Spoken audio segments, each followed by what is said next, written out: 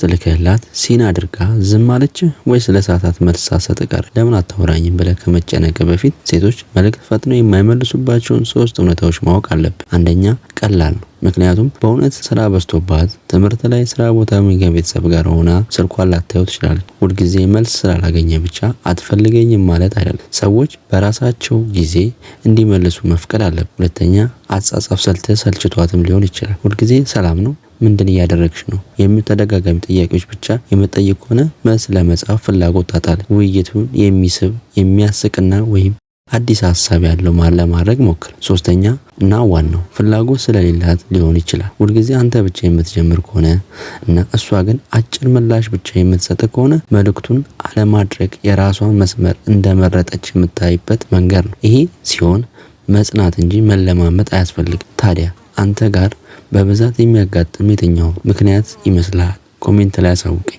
ለተጨማሪ ጠቃሚ ምክሮች ላይክ እና ሰብስክራይብ አድርግ።